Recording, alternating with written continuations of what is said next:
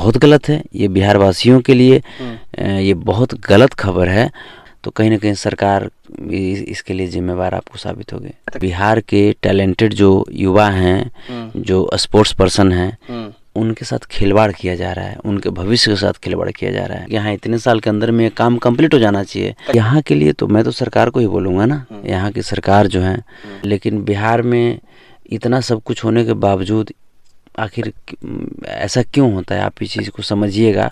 पे रोजगार के साधन बढ़ेंगे, आपको जो स्किल्स हैं उसका डेवलपमेंट होगा, उसके साथ साथ जैसे टूरिज्म का ये होगा। नमस्कार दोस्तों, मैं सैमराज सुमित और आप देख रहे हैं प्रांसी टीवी। आप सभी का हमारे चैनल में स्वागत है। और आप इस वक्त देख सकते हैं कि भोजपुरी के हिरान स्टार संतोष रेणु यादव हमारे साथ मौजूद हैं, जो अभी अभी राजगीर पहुंचे थे। और क्या क्या इन्होंने देखा राजगीर में, क्या अच्छा लगा और क्या अच्छा नहीं लगा, मैं इनसे जानना चाहूँगा कि राजगीर का आज इन्होंने भ्रमण किया है। इसी वक्त मुझे मुलाकात हुई हिरान स्टार भोजपुरी के संतोष रेणु यादव से। तो आपका सबसे पहले हमारे चैनल में स्वागत है जी। बहुत बहुत धन्यवाद। और प्रांसी टीवी देखने वाले जितने भी हमारे भगवान रूपी श्रोता समाज हैं, उनको मेरी तरफ से कोटि कोटि प्रणाम। तो आज आप राजगीर पहुंचे हैं? हाँ, राजगीर पहुंचे हैं। जैसे कुछ लोकेशन देखने के लिए आए थे शूटिंग के पर्पज़ से, तो वही लोकेशन देख करके और अभी रास्ते में चल ही रहे थे। तो क्या क्या आपने राजगीर में देखा? राजगीर में हमने देखा जैसे बहुत सारा जो पहाड़ का लोकेशन था उसको देखा। उसके बाद एक सबसे अलग लोकेशन जो मैंने देखा,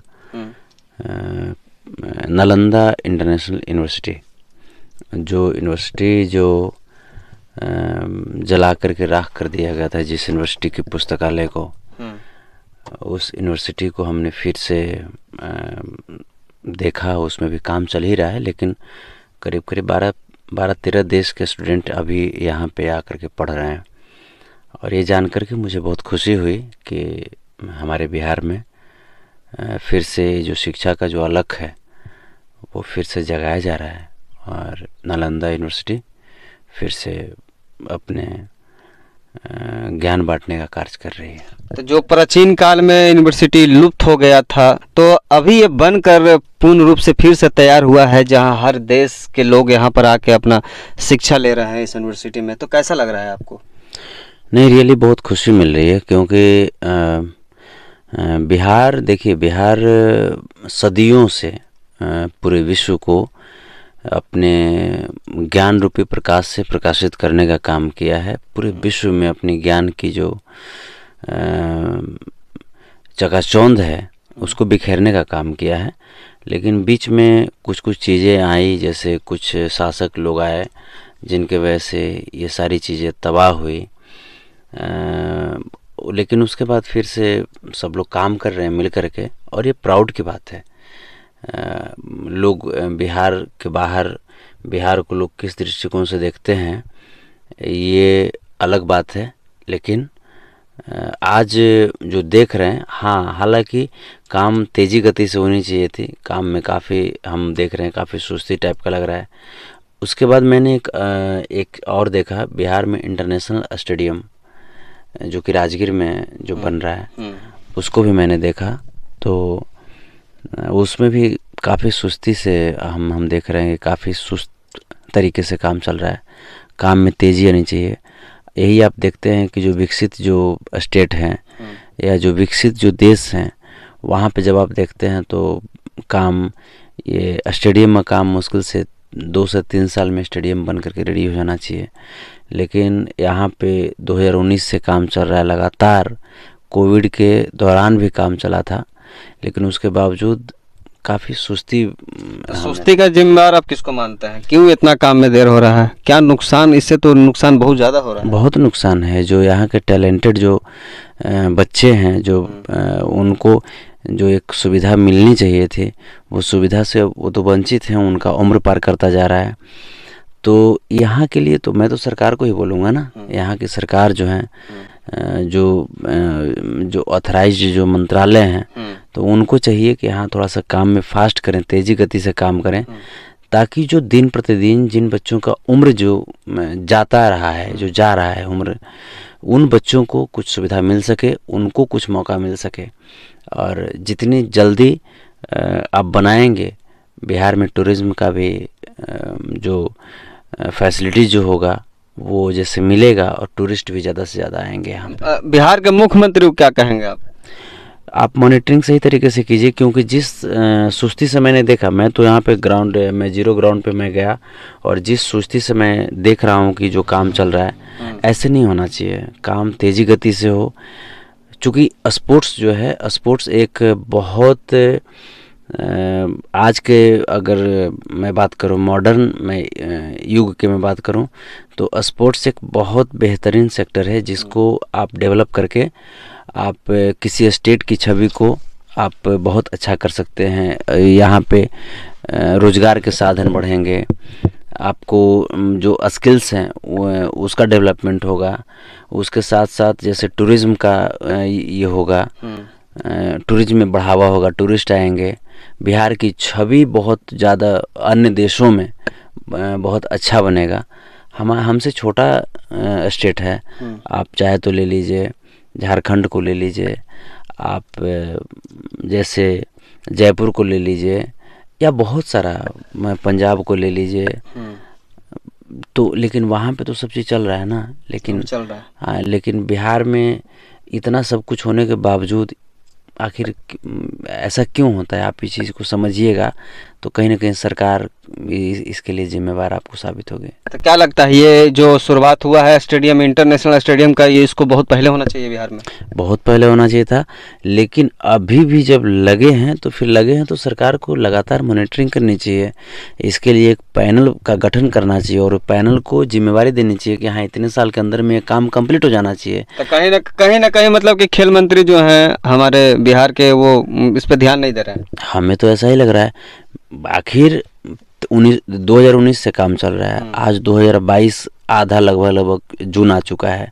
3.5 साल में अगर आप एक स्टेडियम नहीं कंप्लीट कर सकते तो फिर ये बहुत सुस्ती भरी कार्य तो है। आपको क्या लगा देखकर, स्टेडियम आपने गया तो क्या लगा, कितना % काम हुआ स्टेडियम का? अभी मुश्किल से मुझे लगता है कि 20% कह सकते हैं, मुश्किल से 20%। हाँ, मात्र 20% काम। 3 साल में 20% ही काम हुआ है? हाँ, हमें जो देख करके लगा वो मात्र 20% काम हुआ है। तो क्या लगता है 3 साल में तो बन के तैयार हो जाना चाहिए था ना?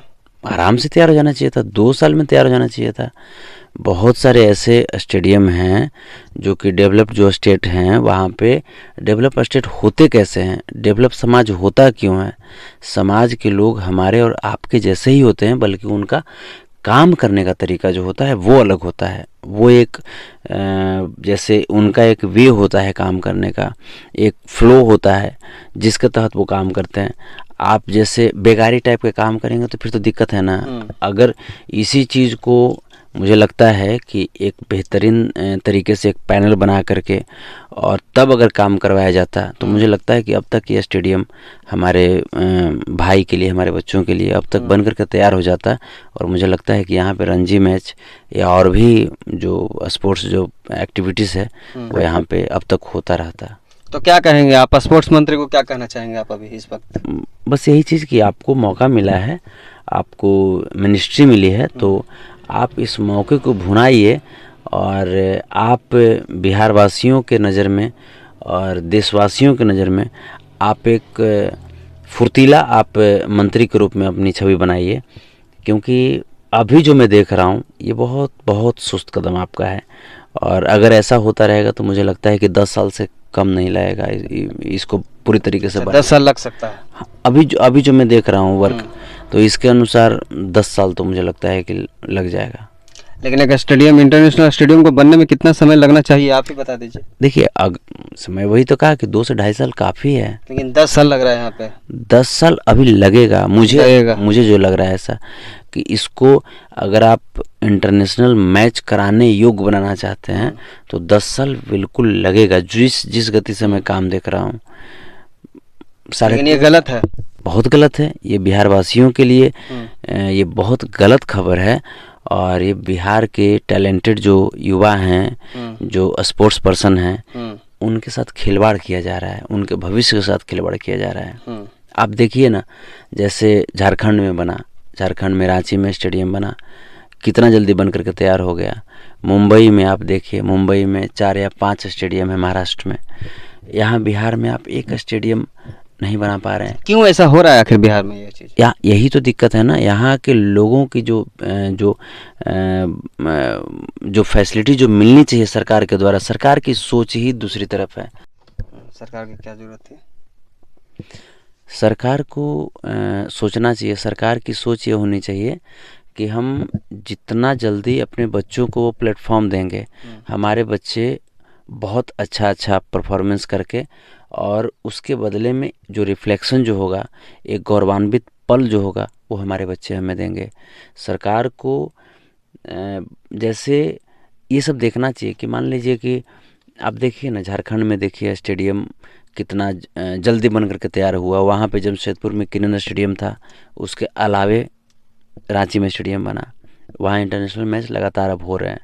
आप देखिए यहाँ जैसे पुराना स्टेडियम मोइनुल हक स्टेडियम का नाम बहुत पुराना है, जो पटना में है। हाँ, और मोइनुल हक स्टेडियम को ऑस्ट्रेलिया के पर्थ जो क्रिकेट ग्राउंड है उससे तुलना की जाती थी। यहाँ के विकेट को, इतना फास्ट यहाँ का विकेट था। अच्छा। लेकिन आज हुआ क्या, मोइनुल हक बिल्कुल रसातल में चला गया, राजनीति का शिकार हो गया। अच्छा। हाँ, तो यहाँ पे कर रहे हैं, बहुत अच्छी बात है, ये बहुत खुशी की बात है। लेकिन जब तक यहाँ पे काम चल रहा है तब तक आपको कुछ पैसे, मान लीजिए कि 50 करोड़ 100 करोड़ रुपए आप मोइनुल हक में लगा देते। मुझे लगता है कि 50 करोड़ रुपए अगर मोइनुल हक में लगा देंगे तो मोइनुल हक जैसे एक जो होता है ना इंटरनेशनल मैच कराने योग्य, वो स्टेडियम बन जाता। 50 करोड़ या 100 करोड़ में बन जाएगा। मतलब राजगीर में बनाने की जरूरत नहीं था? नहीं, जरूरत है। बिल्कुल ज़रूरत है। यहाँ पे तो और स्टेडियम बनना चाहिए, जैसे राजगीर में बन रहा है, उसके बाद आप नॉर्थ बिहार में बनाइए। अच्छा। और जिससे देखिए आपको मंच जितना ज़्यादा होगा, हमारे जो यहाँ के जो बच्चे हैं उतना ही आसानी तरीके से परफॉर्मेंस दे पाएंगे और अच्छा परफॉर्मेंस दे पाएंगे। तो ये बहुत खुशी की बात है। लेकिन इसके साथ साथ इसमें अगर बनने में टाइम लग रहा है तो आप 100 करोड़ रुपए आप इन्वेस्ट कर दीजिए मोइनुल हक स्टेडियम में। आप सोचते क्या हैं डिपेंड इस पे करता है। करना कोई बड़ी बात नहीं है, करने के पहले मेन इम्पॉर्टेंट यहाँ पे मैटर करता है कि आप सोचते क्या हैं। अगर आप अच्छा सोचेंगे ना तो अच्छा आपसे हो जाएगा। लेकिन यहाँ की जो सरकार हैं, यहाँ के जो नेता मंत्री हैं, वो सोचते ही नहीं इस दिशा में। अच्छा। अगर वो सोच लेते तो अब तक हो जाता। इसलिए ऐसा हो रहा है अब। हाँ, इसीलिए ऐसा हो रहा है, क्योंकि उन्हें ऐसा लगता है कि चलो यार सब कुछ तो ठीक है ठाक है, वोट मिल ही जा रहा है मौका भर, तो हमको क्या इसके मैटर में सोचना है। तो यहाँ के जो नवयुवक हैं उनको भी सोचनी चाहिए कि बिल्कुल अगर आप स्पोर्ट्स में हैं तो बिल्कुल कोई भी अगर आपके विधायक हैं या सांसद हैं, जो भी हैं, आप उन पे प्रेशर बनाइए। जब तक कि इन नेताओं पे प्रेशर नहीं बनाएंगे तब तक मुझे नहीं लगता है कि ये काम सुचारू तरीके से होगा।